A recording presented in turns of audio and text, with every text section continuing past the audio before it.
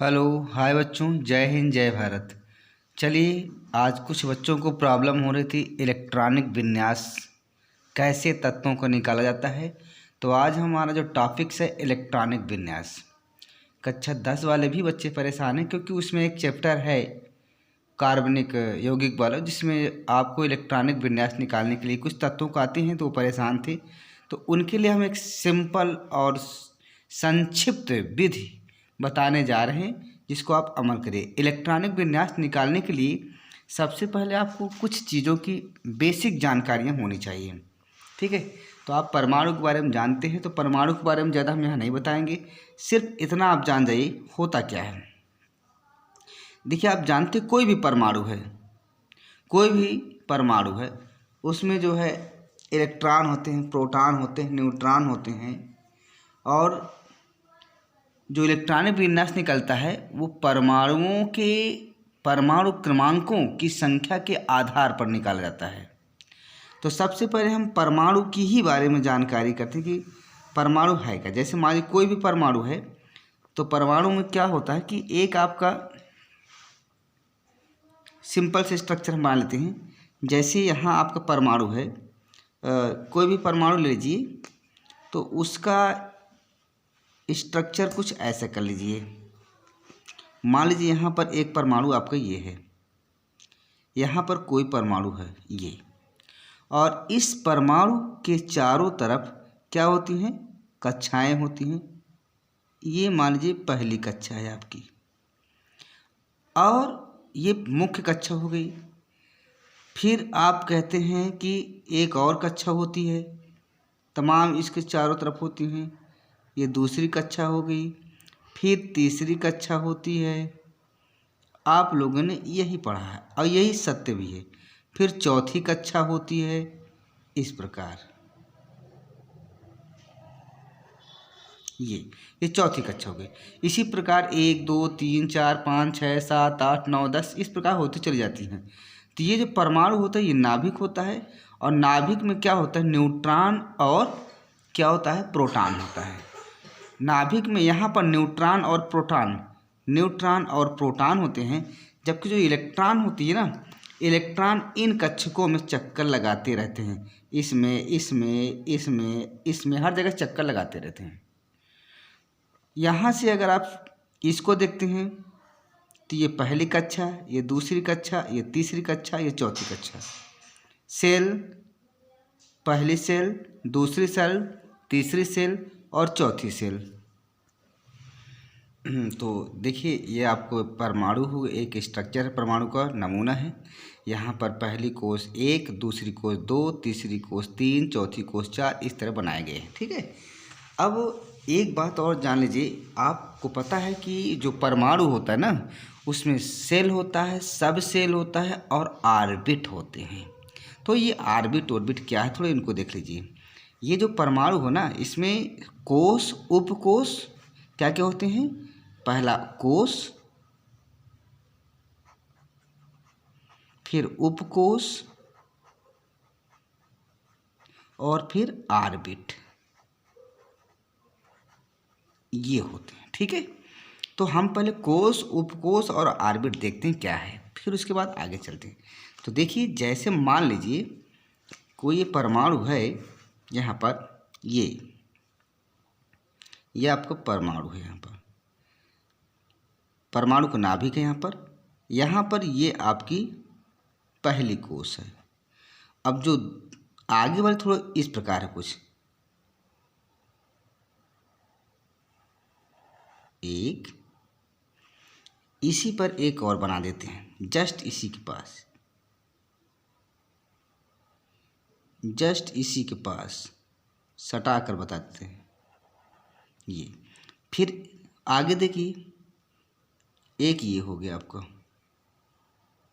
ध्यान दीजिएगा, बिल्कुल इजी है, बस आप समझिए। यहाँ पर ये तीसरी कोष है बना रहे हैं, तीसरी कोष बनती है 3 उपकोषों से, एक और ही बना दीजिए।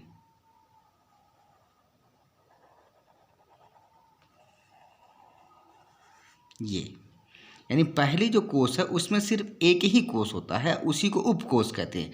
दूसरी जो कक्षा होती है ना, इसमें 2 उपकोष होते हैं, 2 उपकोषों से मिलकर एक दूसरी कक्षा बनती है। तीसरी जो कक्षा होती है इसमें 3 उपकोष होते हैं, ठीक है, 3 उपकोषों से मिलकर के तीसरी कक्षा बनती है। इसी प्रकार जो चौथी कक्षा होती है ना, इस प्रकार है, मान लीजिए ये आपकी चौथी बना रहे हैं, ये हम चौथी बना रहे हैं। देखिए इसमें एक और चौथी कक्षा है, इसमें 4 उपकोष होंगे। चौथी कक्षा है, इसमें 4 उपकोष होंगे। देखिए आप थोड़ा से फिगर गड़बड़ हो सकता है, पर आप समझ जाइएगा। एक और बना दीजिए, 4 उपकोष। समझ गए आप? बिल्कुल समझ में आपको आ रहा होगा, इतने अज्ञान नहीं हैं आप। ये तो मेरा कहने का मतलब है कि जो पहली कक्षा है इसमें सिर्फ एक ही कक्षा होती है, इसी को उपकोष भी कहते हैं। जो दूसरी कक्षा होती है उसमें 2 उपकक्षाएं होती हैं, 2 उपकक्षाओं से मिलकर के दूसरी कक्षा बनती है। और ये पूरी क्या है? तीसरी कक्षा है। ये पूरी क्या है? तीसरी कक्षा है आपकी। क्या है? तीसरी कक्षा। इसमें जो है आप खुद देख लीजिए 3 उपकक्षाएं हैं। कितनी उपकक्षाएं हैं? 3 उपकक्षाएं। आप खुद देख लीजिए। ये यहाँ 1 2 3 उपकक्षाएं हैं। चौथी में देखिए 1 2 3 4, ये चौथी कक्षा, इसमें 4 उपकक्षाएं हैं, ठीक है। तो पहली कक्षा में सिर्फ 1, दूसरी कक्षा में 2 उपकोष, तीसरी कक्षा में 1 2 3, चौथी कक्षा में 1 2 3 4। यानी कहने का मतलब हमारा ये है कि जो पहली कक्षा है, यहाँ ध्यान से देखिएगा, फर्स्ट कक्षा में 1 उपकोष, 1 उपकोष, दूसरी कक्षा में 2 उपकोष, तीसरी कक्षा में 3 उपकोष,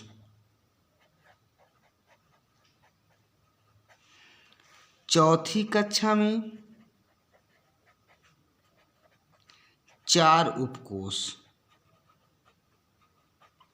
यानवीं कक्षा में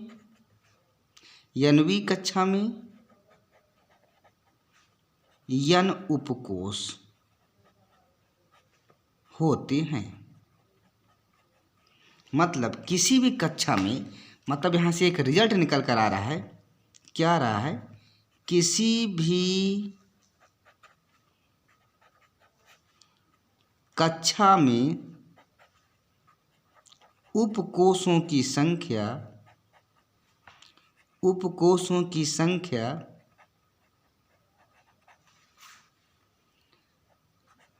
कक्षा की संख्या ही होती है, संख्या ही होती है। क्या लिखा गया है? किसी भी कक्षा में उपकोषों की संख्या कक्षा की संख्या ही होती है। जैसे अगर हम पूछ ले कि 10वीं कक्षा में कितनी उपकक्षाएं हैं, जैसे कहते हैं 10वीं कक्षा में कितनी उपकक्षाएं हैं, तो हम यहाँ कह देंगे 10वीं कक्षा में 10 उपकक्षाएं हैं। कितनी उपकक्षाएं? 10 उपकक्षाएं हैं, ठीक है।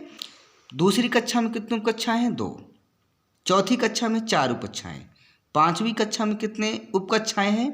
5। 6वीं कक्षा में कुल कितने उपकक्षाएं होती हैं? 6। यानी जिस कक्षा की बात करेंगे उस कक्षा में जो उपकोषों की संख्या होती है कक्षा की संख्या के बराबर ही होती है। ओके, इतना अगर आपको समझ में आया तो अब आगे देखिए। तो अब और ध्यान दीजिए, कक्षाओं को 1 2 3 4 डॉट डॉट डॉट ऐसे शो करते हैं, या K L M N dot dot dot ऐसे शो करते हैं। लेकिन जो उप कक्षाएँ होती हैं ना, जैसे यहाँ देखिए जो पहली कक्षा है तो पहली कक्षा में उप कक्षा, ये कक्षा है, यहाँ उप कक्षा है, ध्यान दीजिएगा उप कक्षाएँ। तो पहली कक्षा एक में एक उप कक्षा होगी और उसका नाम है एस। दूसरी कक्षा में दो उप कक्षाएँ, एक यस और एक पी। तीसरी कक्षा में यस पी और डी उप कक्षाएँ। चौथी कक्षा में यस पी डी एफ। इतना पर्याप्त है आप लोगों को, ठीक है। पहली कक्षा में एक उप कक्षा है, देखो यस है। दूसरी कक्षा में दो उप कक्षाएँ यस और पी हैं। तीसरी कक्षा में तीन उप कक्षाएँ एस पी डी हैं। चौथी कक्षा में चार उप कक्षाएँ एस पी डी और एफ हैं, ठीक है। अब ये तो उप कक्षाएँ हो गई, और हर उप कक्षाओं में रूम होते हैं। क्या होते हैं? रूम, जिनको हम आर्बिट कहते हैं। क्या कहते हैं? आर्बिट। हर उप कक्षाओं में आर्बिट होते हैं, आर्बिट। इतना सब जानिए, उसके बाद आपको इलेक्ट्रॉनिक विन्यास चलेगा। आर्बिट क्या होता है? आर्बिट जैसे यस है ना, तो यस में कितने होंगे? यस में सिर्फ एक आर्बिट होता है, एक आर्बिट। पी में कितने आर्बिट होते हैं? 3 होते हैं। डी में कितने होते हैं? 5 आर्बिट। और एफ में कितने होते हैं? 7 आर्बिट, ठीक है। यानी यस में एक आर्बिट होता है, पी में 3 आर्बिट होता है, डी में 5 आर्बिट होते हैं, एफ में 7 आर्बिट होते हैं, ठीक है। और एक आर्बिट में, और यहाँ फिर ध्यान दीजिए कि एक आर्बिट में, नोट करिए यहाँ पर, नोट, एक आर्बिट में अधिकतम, एक आर्बिट में अधिकतम 2 इलेक्ट्रॉन हो सकते हैं, 2 इलेक्ट्रॉन होते हैं, ठीक है। तो इस प्रकार से जरा देखिए यस आर्बिट में कितने होंगे, इसलिए यहाँ देखिए यस में कितने इलेक्ट्रॉन होंगे भाई? एक ही आर्बिट है तो यहाँ 2 होंगे। पी में कितने इलेक्ट्रॉन होंगे? 3 आर्बिट हैं, एक आर्बिट में 2 तो 3 आर्बिट में 6। डी आर्बिट में कितने इलेक्ट्रॉन होंगे? डी आर्बिट में, डी उपकोष में कितने आर्बिट हैं? 5। एक आर्बिट में कितने इलेक्ट्रॉन होते हैं? 2। इससे डी उपकोष में कितने इलेक्ट्रॉन हो जाएंगे? 10। इसी प्रकार एफ में कितने इलेक्ट्रॉन हो जाएंगे? 14 हो जाएंगे, ठीक है। तो कभी भी अगर हम देखेंगे तो यस में 1 से 2 होंगी, पी में 1 से 3 इलेक्ट्रॉन पहुंचेंगे, और डी में 1 से 6, और डी में 1 से 10 इलेक्ट्रॉन, और एफ में 1 से 14 इलेक्ट्रॉन भरे जाते हैं। यस में 1 से 2 इलेक्ट्रॉन, पी में 1 से 6 इलेक्ट्रॉन, डी में 1 से 10 इलेक्ट्रॉन, और एफ में 1 से 14 इलेक्ट्रॉन होते हैं। हाँ, तो देखिए आपको ये बताया गया, क्या बताया गया कि यस में 1 से 2 इलेक्ट्रॉन, पी में 1 से 6 इलेक्ट्रॉन, डी में 1 से 10 इलेक्ट्रॉन, और एफ में 1 से 14 इलेक्ट्रॉन होते हैं। ये तो आपको बता दिए गए। अब इसके बाद एक चीज़ और जानिए कि परमाणु ऑर्बिटलों की ऊर्जा बढ़ने क्रम में, नहीं, इलेक्ट्रॉन पहले किस ऑर्बिटल में जाएगा, इसको आपको ध्यान देना। तो ये आप विशेष रूप से याद कर लीजिएगा। क्या है कि पहले फर्स्ट यस में जाएगा, फिर उसके बाद 2s में जाएगा, फिर 2p में जाएगा, फिर 2s 2p, फिर 3s में जाएगा, फिर 3p में जाएगा, उसके बाद 3p के बाद 4s में जाएगा, 4s के बाद फिर आपका 3d में जाएगा, 3d के बाद फिर ये जाएगा 4p में जाएगा। किस में जाएगा? 4p में। 4p के बाद ये 5s में जाएगा, और 5s के बाद ये 5s के बाद किस में जाएगा? ये जाएगा 5s के बाद 4d में जाएगा, और फिर 4d के बाद ये किस में जाएगा? 5p में जाता है, और फिर 5p के बाद किस में जाएगा? ये 6s में जाएगा और 6s के बाद ये जाएगा 4f में। इस बात को ध्यान रखिए। ये आप बाउ का नियम भी इससे आप स्पष्ट कर सकते हैं। तो आप बाउ का नियम क्या होता है, ऐसे देखिए, यहाँ से आप बाउ का नियम भी आप बना लीजिए तुरंत। आप बाउ का नियम क्या है, first s 2s 2p 3s 3p 3d 4s 4p 4d 4f 5s 5p 5d 5f, फिर इसके बाद 6s 6p 6d। अब देखिए, अगर आपको ये सीरीज नहीं याद हो रही है तो आप ऐसे बना लीजिए, ये आप बाउ का नियम है। और इसमें होता क्या है कि पहले इलेक्ट्रॉन इसमें जाएगा, इसके बाद फिर इसमें आएगा ये, फिर 2s के बाद फिर इसमें ब्रेक लौटेगा, फिर 2p में जाएगा, फिर 3s में जाएगा, फिर यहाँ से लौटेगा, फिर यहाँ से देखिए 3p में जाएगा, फिर 4s में जाएगा, और 4s के बाद ये फिर जाएगा आपका 3d में जाएगा, ये यहाँ 3d आया, 3d के बाद फिर ये 4p में जाएगा, ठीक है। उसके बाद 4p के बाद ये कहाँ जाएगा, 5s में जाएगा, 5s के बाद ये कहाँ जाएगा, आप खुद ही देख लीजिए कहाँ पर ये क्रॉस करता है। ये 5s में जाने के बाद ये 4d में जाएगा, 4d में जाने के बाद ये 5p में जाएगा, 5p के बाद ये 6s में जाएगा, फिर 6s के बाद ये पुनः लौटेगा इसमें 4f में, फिर इसमें, फिर इसमें, फिर। तो अगर ये नहीं याद होता तो आप इस प्रकार का फिगर बना सकते हैं। अब इसके बाद आप इलेक्ट्रॉनिक विन्यास के लिए तैयार हो जाइए। अब जैसे मान लीजिए आपके पास क्या है, सोडियम, क्या है, सोडियम। एक एक चीज़ को ध्यान दीजिएगा आप। जैसे आपके पास सोडियम है ये, तो सोडियम का क्या होता है, परमाणु क्रमांक 11। तो इसके लिए पहली कक्षा फर्स्ट टेस्ट, देखिए यहाँ पर क्या लिखा है, फर्स्ट टेस्ट, तो फर्स्ट टेस्ट ये। अब फर्स्ट टेस्ट में मैक्सिमम इलेक्ट्रॉन कितने हो सकते हैं, 2, तो हम यहाँ लिख देंगे 2। फिर उसके बाद 2s, अब ये s ऑर्बिटल है, इसमें भी 2 होंगे। फिर 2p में कितने हो जाएंगे, अधिकतम 6 होते हैं, तो 6 करो क्योंकि अधिकतम 6 हो सकते हैं। तो पहली कक्षा में फर्स्ट s2, दूसरी कक्षा में 2 उपकक्षाएँ होंगी s और p, तो s में 2 चलेंगे, p में 6 चले जाएंगे। अब यहाँ आप इनको भी गिन लीजिए कितने, 6 2 8 2 10, और हैं कितने, 11 है। इसलिए अगली 2p के बाद कौन सी कक्षा आएगी, 3s। यहाँ देखिए 2p के बाद 3s, तो 3s में डाल दो 3s। अब कितने इलेक्ट्रॉन बचे, 2 2 4 6 10, यहाँ 1 इलेक्ट्रॉन बचा, तो इसमें डाल दीजिए। ये हो गया सोडियम का इलेक्ट्रॉनिक विन्यास। अब आप अगर मैग्नीशियम का निकालना चाहते हैं तो मैग्नीशियम का परमाणु क्रमांक होता है 12। तो यहाँ देखिए पहली कक्षा ये हो गई, 2 इलेक्ट्रॉन डाल दो, क्योंकि यस उपकोष में, जो यस उपकोष होता है ना, उसमें एक ही ऑर्बिट होता है और एक ऑर्बिट में 2 इलेक्ट्रॉन जाएंगे, इसलिए 2 हमने कर दिए। फिर 2s2 2p6, इसमें देखिए यस में 2 चले गए और p में 6 चले गए। अब इसके बाद 3s आएगा, 3s।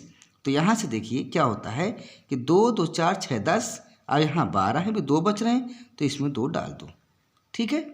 अगला फिर देखिए इसके अलावा जैसे हमारी सल्फर, सल्फर को कहते हैं 16, इसका परमाणु क्रमांक 16 होता है। तो पहली कक्षा में यस उपकोष, यस में 1 ऑर्बिट और 2 इलेक्ट्रॉन हो जाएंगे। दूसरी कक्षा में देखिए 2s2 2p6, क्योंकि यस में 2 आपको बताया गया है, यस में 1 से 2, p में 1 से 6, d में 1 से 10, तो हमने यस में 2 डाल दिया और p में 6 डाल दिया। अब यहाँ भी 2p के बाद किस में जाएगा, 3s में जाएगा, तो 3s में हम यहाँ लिख देंगे, यहाँ पर 3s लिख देंगे, ये 3s। और 3s में अधिकतम कितने इलेक्ट्रॉन होंगे, 2 होंगे, 2 लिख दिया हमने। अब काउंटिंग कर लीजिए, 2 2 4 6 10 2 12, अब हैं कितने अभी, 4 16 में से 12 चले गए, 6 2 8 2 10 2 12, 4 बचे हैं, तो 4 किस में जाएंगे, 3s के बाद देखिए 3p में जाएंगे, 3s के बाद किस में, 3p, तो 3p लिखिए आप, ये हमने 3p लिख दिया।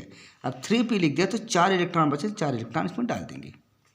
इसके बाद आपको मान लीजिए आपके पास क्रोमियम या 23 कर लो, 23 आप कर लीजिए वैनेडियम, ये आपका वैनेडियम है, इसका 23 परमाणु क्रमांक होता है। तो जब इसका निकालेंगे तो क्या होगा, देखिए पहली कक्षा में एस ऑर्बिटल एस उपकोष और इसमें 2 ऑर्बिट, एक ऑर्बिट में 2 इलेक्ट्रॉन। दूसरी कक्षा में 2 उपकोष 2s और 2p। s में मैक्सिमम इलेक्ट्रॉनों की संख्या 2, p में मैक्सिमम इलेक्ट्रॉनों की संख्या 6। इसके बाद तीसरी कक्षा 3s2 और 3p 6 इसमें भी डाल दो। अब यहाँ काउंटिंग कर लीजिए कितना होता है, 2 2 4 6 10 2 12 6 18 हो गए।